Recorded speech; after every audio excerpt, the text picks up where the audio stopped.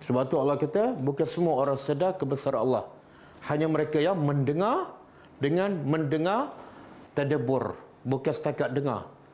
Sebab ada yang dengar tapi dia tak faham. Cuba buka surah Al-Anfal. Okey. Ini Allah nak mencela orang yang mendengar. Sebab apa? Dia dengar tapi tak dapat faedah. Dia dengar, orang lain dengar, tapi orang lain dapat faedah, dia tak dapat apa-apa faedah. Allah mencela orang yang seperti ini. Allah kata apa? Wala takunu, dan janganlah kamu jadi kallazina, seperti orang-orang yang qalu. Mereka berkata sami'na, kami dah dengar. Orang musyrikin kata kami dengar Al-Quran. Yahudi kata kami dengar Taurat. Nasrani kata kami dengar Injil. Tapi Allah kata wahum la yasma'un. Sebenarnya mereka dengar tapi tak dengar. Macam mana? Dengar tapi tak dapat faedah. Mungkin sama ada dia tak faham apa yang dia dengar, ataupun dia faham tapi tak ikut. Bila tak ikut ataupun tak faham, sama dengan orang tak dengar. Tak ada beza langsung. Bahkan mana lebih baik, orang yang betul-betul pekak dengan orang yang dengar tapi dua-dua tak faham, mana lebih baik? Lebih baik jadi pekak. Kenapa? Allah tak akan soal, kenapa kamu tak dengar? Ya Allah, aku pekak.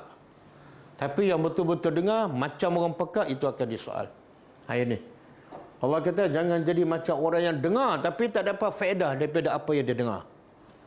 Kemudian Allah sifatkan orang ni, inna syarrad dawabi, sesungguhnya syarra, apa dia syarra? Syarra min syarri hasidin iza hasad. Sesungguhnya sejahat-jahat, tengok Allah guna inna, sesungguhnya sejahat-jahat ad-dawab. Dawab ni apa saja yang bergerak, yang melata di atas muka bumi, dan biasa diguna kepada binatang.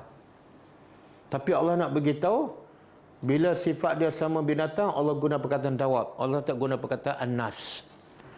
Sesungguhnya sejahat-jahat binatang ataupun makhluk yang bergerak di sisi Allah ialah as-summu, orang yang pekak. Maksud pekak ni dia betul-betul tak dengar ke ataupun dengar tapi tak dapat faedah? Kalau betul-betul pekak, Allah tak akan cela. Ini ialah orang yang dengar tapi tak dapat faedah daripada apa yang dia dengar.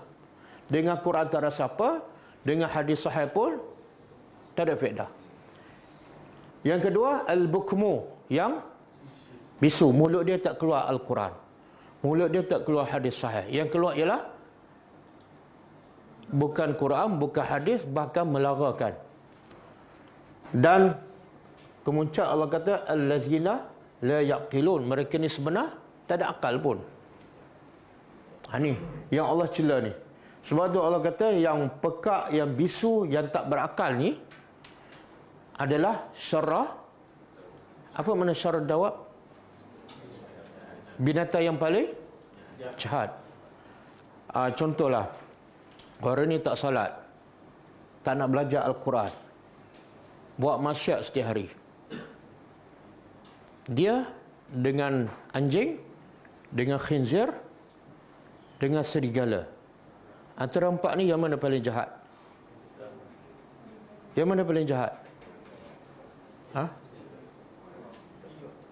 Orang ke, serigala ke, anjing ke, khinzir? Orang. Tapi kalau kita kata dia marah tak? Sebab tu Allah kata yang paling buruk di sisi Allah. Di sisi manusia mungkin dia nombor satu, dia dipuja, didengar. Yang paling buruk Allah kata di sisi Allah, kamu dipuji oleh manusia tidak dinilai. Nilai sebenar ialah baik di sisi Allah. Okey? Kemudian Allah kata apa lagi? Walau alima. Cuba terjemah. Walau, dan jikalau alim Allah, jikalau Allah tahu fihim, dalam diri mereka ni, yang dengar tapi tak dapat faedah, pekak, bisu. Kalau Allah tahu dalam diri mereka ada khairah, ada nilai-nilai kebaikan dalam hati, dalam jiwa dia, maka Allah akan buat apa? La asma'ahum, Allah akan bagi dia dengar. Tapi Allah tak bagi sebab apa? Tak ada, dia memang tak nak. Bila dia tak nak, Allah tak bagi dengar. Sebab tu Allah kata walau asma'ahum, kalau Allah bagi dia dengar dalam keadaan dia tak nak ataupun tak ada kebaikan dalam hati dia, Allah bagi dengar, la tawallau, pasti mereka berpaling juga. Wahum mu'ridun, dan mereka memalingkan diri. Jadi sebab tu bila kita rasa berat ataupun rasa tak nak dengar Al-Quran, tak nak dengar tadabbur, kena cek. Sebab apa? Takut Allah dah pekakkan telinga kita, Allah dah matikan hati kita.